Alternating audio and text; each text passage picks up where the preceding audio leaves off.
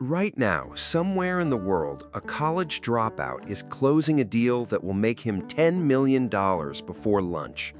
At the exact same moment, someone with a master's degree, a corner office, and 20 years of doing everything right is sitting in traffic, dreading Monday, wondering why none of it ever feels like enough. Same 24 hours, same planet, same access to Google. So what's the difference? It's not luck, it's not birth, it's not even money. It's a decision that one of them made quietly, privately, years before anyone was watching, and the other one never did. Today, you're going to find out exactly what that decision is, and by the end of this video, you won't be able to unsee it. Stay with me, because this is the first video in a series that could genuinely change the trajectory of your life. And I'm not saying that to keep you watching. I'm saying it because it's true. Welcome to Billionaire Vibes. This is episode 1, and this one is called Rise Above Average. Let's start with an uncomfortable question. Are you average? Don't answer too fast, because average doesn't look like failure. Average looks like a steady paycheck. Average looks like a house with a mortgage you can technically afford. Average looks like Friday nights that feel like a reward for surviving the week. Average is comfortable. That's exactly why it's dangerous. Average is a trap disguised as safety. Here's the thing nobody tells you.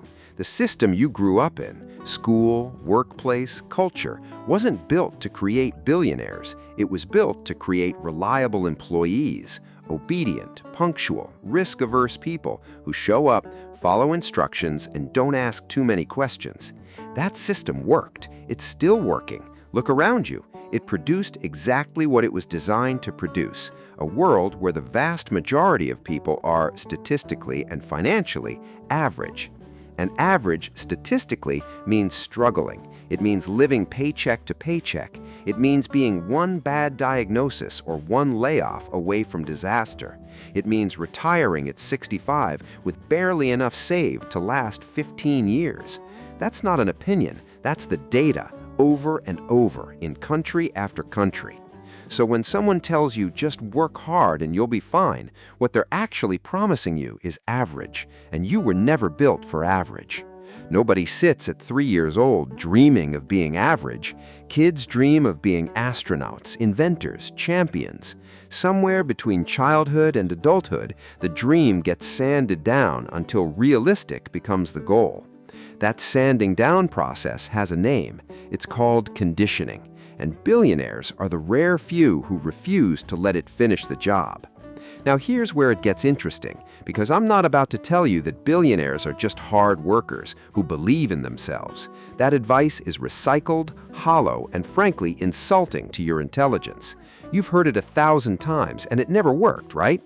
What I'm about to show you is the actual internal operating system, the specific, repeatable thought patterns that separate people who compound wealth for decades from people who work themselves to exhaustion and stay in the same place. 3 of these are going to challenge things you currently believe. One of them might make you a little angry. Good. Keep watching.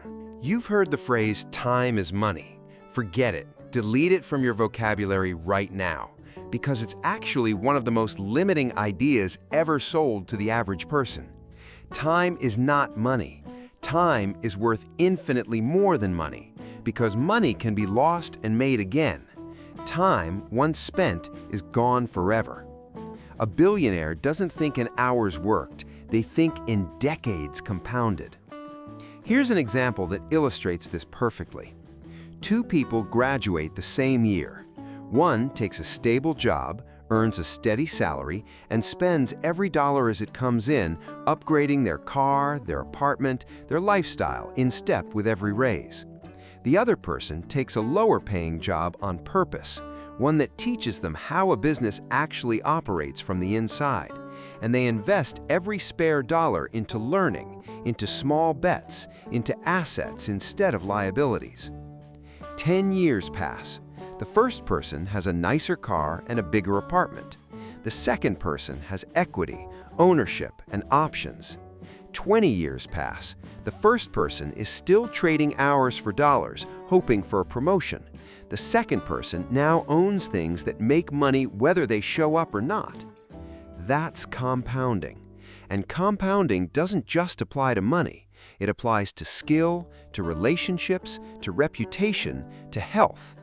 The billionaire mindset treats every single day as a deposit into a future they can't fully see yet, but they trust the math. Average thinking asks, what can this get me today? Billionaire thinking asks, what does this become in 10 years? This is why you'll see extremely wealthy people living, at least early on, far below what they could afford. It's not because they're cheap, it's because they understand that every dollar spent today is a dollar that stops compounding tomorrow. They are playing a different game, on a different timeline than almost everyone around them. Ask yourself honestly, are you making decisions based on this week or based on the next 20 years? Because that single shift in time horizon might be the most powerful lever in this entire video. Now, if you think this is just about money and investing, you're about to be surprised, because mindset shift number 2 has almost nothing to do with finance and everything to do with a decision most people are terrified to make. This is the one that separates founders from employees, and it happens far earlier than you would expect. Let's get into it. Here's something almost nobody says out loud. The safest path is often the most dangerous one. We're taught to avoid risk, get the stable job, don't rock the boat, diversify, hedge, protect what you have. And to be fair, reckless risk-taking destroys plenty of lives too. This isn't a call to be careless, but there's a difference between reckless risk and calculated risk, and billionaires are masters of the second kind. The average mindset sees risk as something to eliminate. The billionaire mindset sees risk as something to manage, price, and ultimately use as fuel. Every major fortune you can name, every single one, was built by someone who, at some critical juncture, chose the uncertain path over the guaranteed one. Not because they were reckless, but because they had done the math and realized that the safe option was actually the riskiest one of all, the risk of staying exactly where they were for the rest of their life. Think about it this way. If you take a stable job for 40 years, what's the ceiling? You already know it, roughly on day one. There might be raises, maybe a promotion or two, but the range of outcomes is narrow and predictable. Now think about someone who starts something of their own. Yes, the downside is real. They might lose money, they might fail publicly, they might have to start over. But the upside has no ceiling, none. That asymmetry, limited downside, unlimited upside, is the entire foundation of how outsized wealth gets built. This is why so many extremely successful people talk about failure so casually. It's not because failure doesn't hurt, it's because they've recalibrated what failure actually costs them versus what playing it safe costs them. They understand that stagnation is a slow, quiet failure that just doesn't announce itself with a dramatic story. It just shows up 30 years later as regret. So when you see someone quit a stable job to bet on themselves, don't call them lucky. Call them someone who did the actual math on risk and realized that safe was the illusion the whole time. Let's talk about the ceiling almost everyone hits without ever realizing there's a ceiling at all. If you are paid by the hour or even by the year in a fixed salary, there is a hard mathematical limit to your income. You only have 24 hours in a day, and realistically, maybe 8 to 12 of those can be sold for money. That means your income is capped by time, no matter how skilled, talented, or hardworking you are.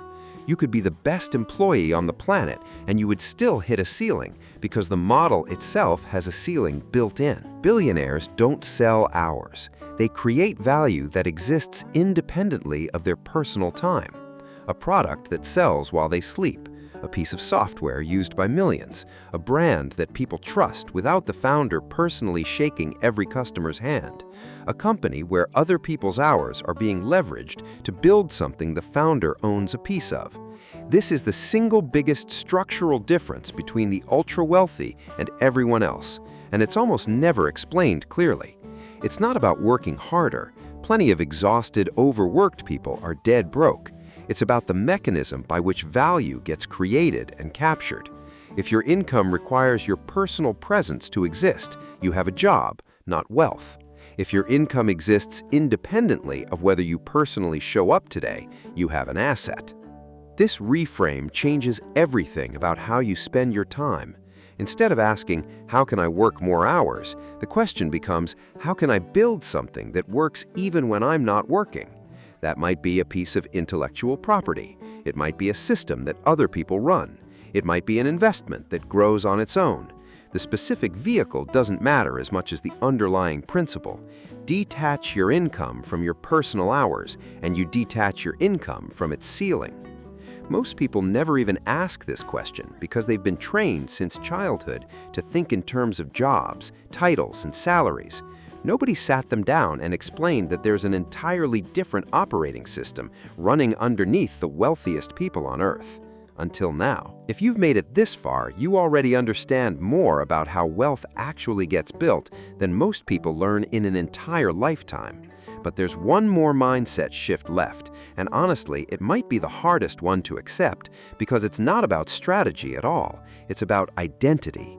And it's the reason two people can learn the exact same information, watch the exact same video, and still end up in completely different places 5 years from now. Let's finish this. Here's a question that will sound strange at first. Do you think like the person you want to become? Or do you think like the person you currently are, hoping the outcome shows up anyway?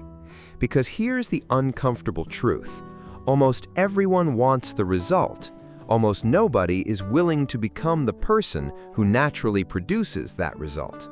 They want the bank account of a wealthy person while keeping every single habit, belief, and daily routine of someone who isn't.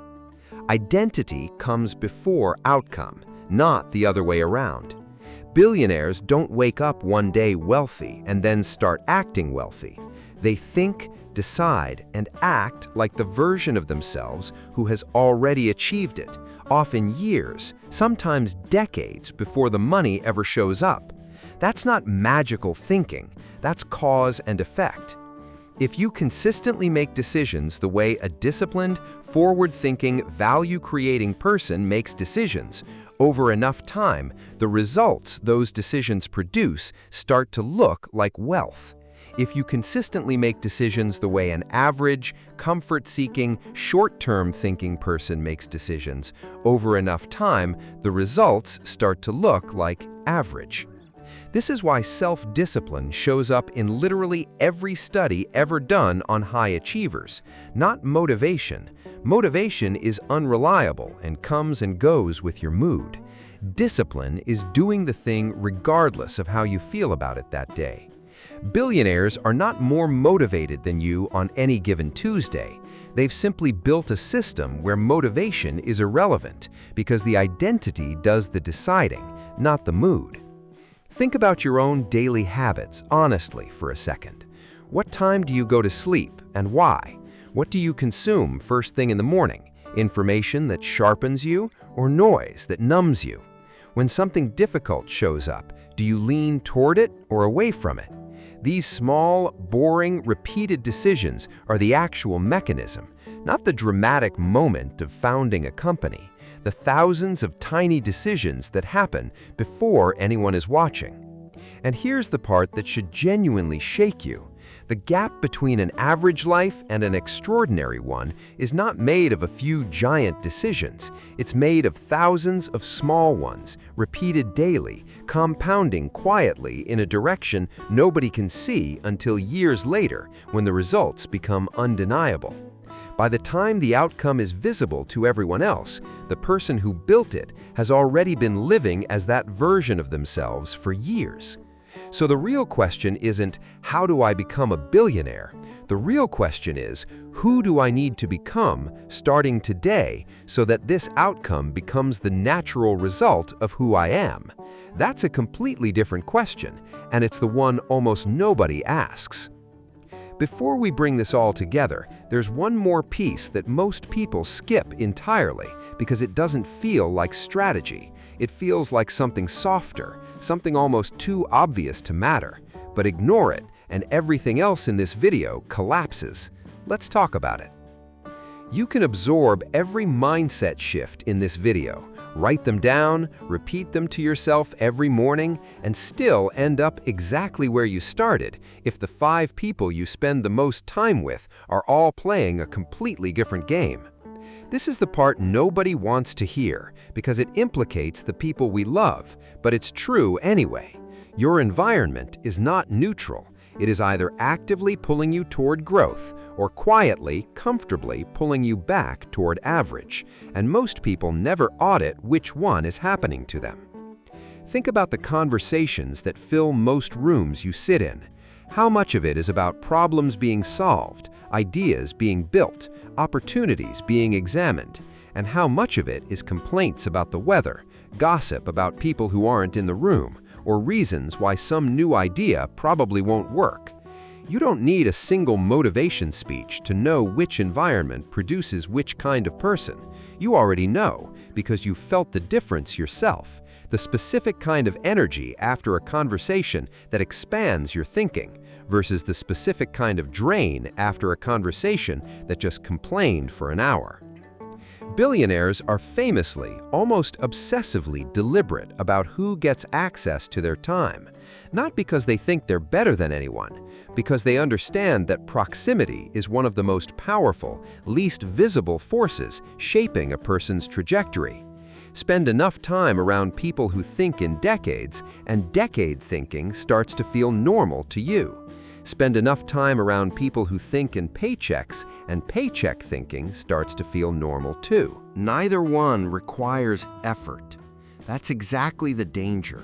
The wrong environment doesn't announce itself as a threat. It just quietly recalibrates what normal looks like until you stop questioning it.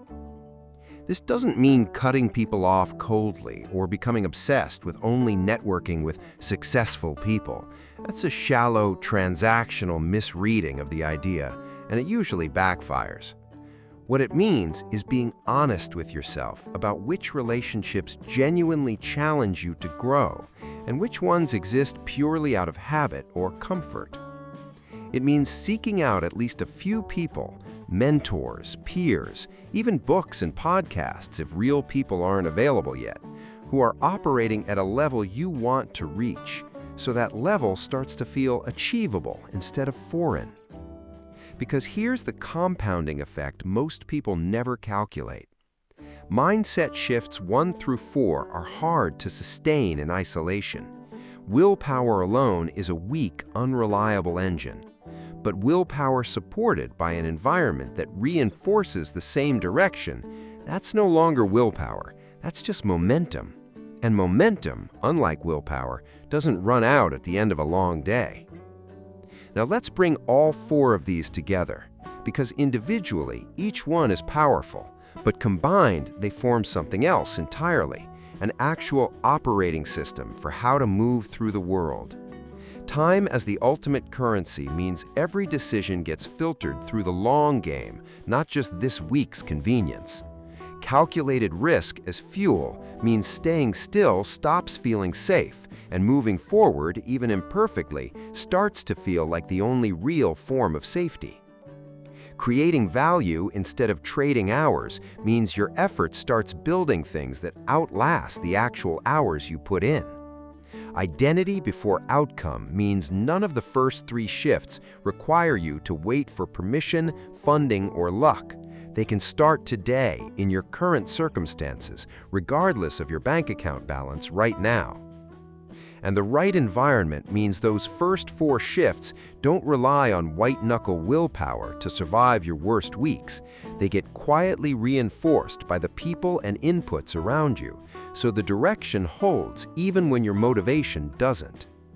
This is exactly why 2 people with identical starting points can end up in completely different places. It was never about the starting point. It was about which of these 5 decisions each of them made, quietly, day after day, long before the results were visible to anyone else, including, often, themselves. Here's something worth sitting with.